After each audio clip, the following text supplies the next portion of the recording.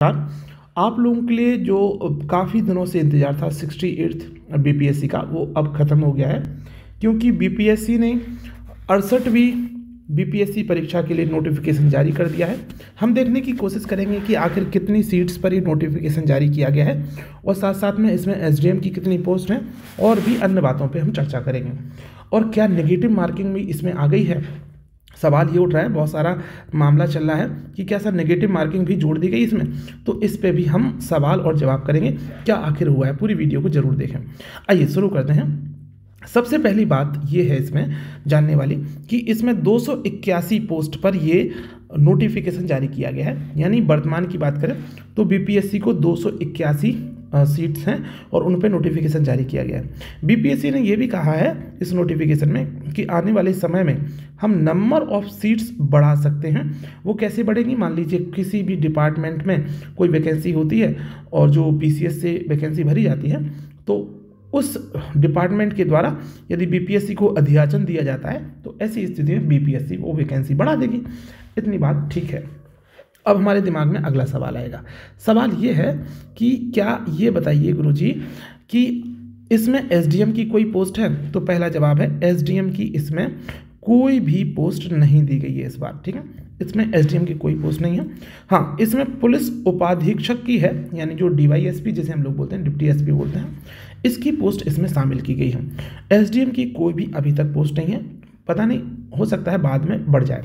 लेकिन यहाँ याद रखने वाली बात यह है कि यहाँ पे अलग अलग श्रेणीवार किस श्रेणी में किसको कितने पद मिलेंगे, ये बात पहले से ही सुनिश्चित कर ली गई है। चूँकि रिजर्वेशन में जिस तरीके से अपने पदों का आवंटन होता है वो यहाँ पे दिखा दी गई है। ग्रेट। अब इसके बाद यदि आपको इसका नोटिफिकेशन चाहिए तो आप वेबसाइट से भी डाउनलोड कर सकते हैं और चाहे तो आप टेलीग्राम से भी डाउनलोड कर सकते हैं। टेलीग्राम की लिंक वीडियो के डिस्क्रिप्शन में है, वहाँ पर इसका नोटिफिकेशन मिल जाएगा पूरा। मैं अभी इसमें डाल दूँगा। अब और क्या महत्वपूर्ण है ये भी देखने की कोशिश करते हैं। सो बीपीएससी ने यहाँ पे एक बात बोली है बहुत इंपॉर्टेंट, जो है वो ये बोली है कि देखो, हम परीक्षा करा रहे हैं, लेकिन हमें जब लगेगा, हमें ये लगेगा कि उम्मीदवारों की संख्या बढ़ गई है ना, यानी कैंडिडेट की संख्या बढ़ गई, तो हम इस संख्या को 2 पालियों में भी करा सकते हैं, यानी 2 पार्ट में भी करा सकते हैं। ग्रेट। एक बात तो ये बोली है। दूसरी बात इन्होंने बोली है कि दूसरी बात बोली क्या, बल्कि आपसे ना सजेशन मांगे हैं नेगेटिव मार्किंग को लेकर के। नेगेटिव मार्किंग को लेके तो उस पर भी हम आगे अभी चर्चा करने वाले हैं। क्या है नेगेटिव मार्किंग के, इनके सजेशंस किस तरीके से मांगे और कौन सा सजेशन सबसे ठीक लग रहा है और ठीक है। अब देखो यहाँ पे इस पूरे नोटिफिकेशन में अलग अलग बातें लिखी हैं। आरक्षण के प्रावधान लिखे हैं, शैक्षणिक योग्यता लिखी है, ग्रेजुएट होना चाहिए, वो सब चीज़ें जो नॉर्मल होती हैं वो वैसी ही हैं, इसमें अलग कुछ है नहीं।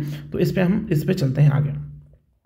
अब यहाँ पे देखो, सबके लिए अलग अलग फीस देनी पड़ेगी। फॉर्म भरने के लिए आपको पे करना पड़ेगा। जैसे सामान्य अभ्यर्थी हैं तो आपको 600 रुपये, केवल बिहार के अनुसूचित जाति, इस तरीके से अलग अलग जो है उसमें एक पूरा पैरामीटर बनाया गया है कि किस तरीके से किसको कितना पैसा देना पड़ेगा फॉर्म भरने के लिए। उसके बाद फोटो पहचान पत्र के बारे में जो नॉर्मल बातें होती हैं।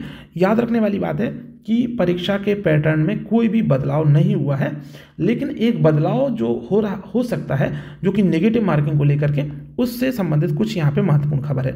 अब ये बताओ कि सर ये परीक्षा होगी कब? तो दोस्त, ये परीक्षा होने वाली कब है, इसकी डेट जल्दी आ जाएगी, क्योंकि वैसे तो शायद अभी एक कैलेंडर आया था, उसमें ऑलरेडी डेट है, लेकिन अभी हम देखने की बात करते हैं कि इसको फॉर्म कब से आएंगे, है ना। मेन महत्वपूर्ण बात है कि अभी फॉर्म कब से आएंगे। तो 25 नवंबर से, यानी अभी 25 तारीख से, आने वाली 25 तारीख से ये फॉर्म आ जाएंगे और आप इसको भर सकते हैं 20 दिसंबर तक। काफ़ी टाइम देते हैं फॉर्म भरने के लिए, आराम से भरने। लेकिन मैं ये बोलूँगा कि लास्ट के लिए मत रहना कि लास्ट में भर दूंगा। ऐसा कई बार होता है ना कि वेबसाइट नहीं चल रही, कुछ नहीं हो रहा और नहीं भर पाते हम लोग। तो इन सब चीज़ों के लिए आप हमेशा से सतर्क रहें।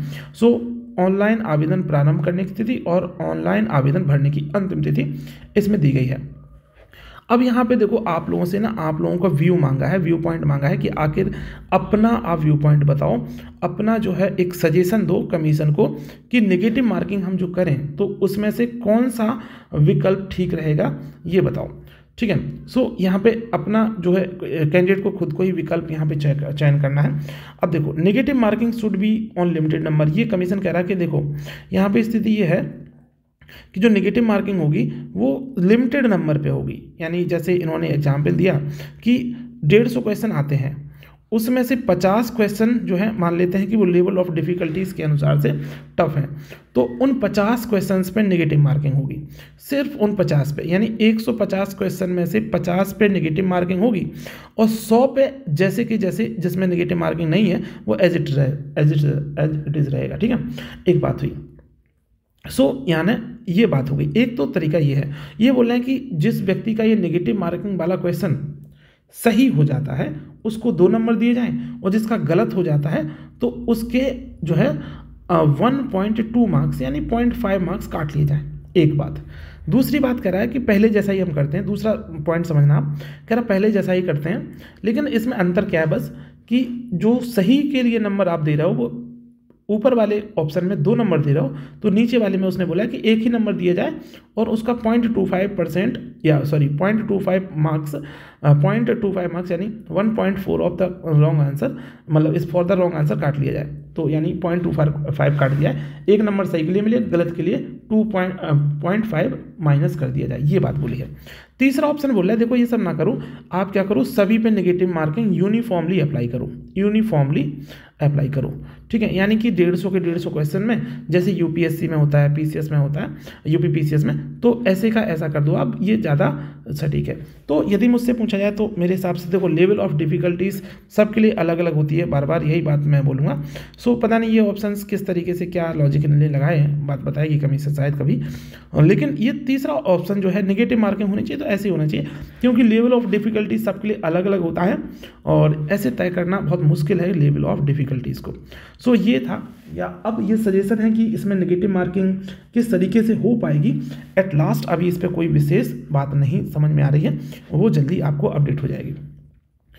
अब देखो अब करना क्या है, आप लोगों के लिए अभी से तैयारी में जुट जाना है। देखो ये कुछ अब भाषण आप सुनो थोड़े से।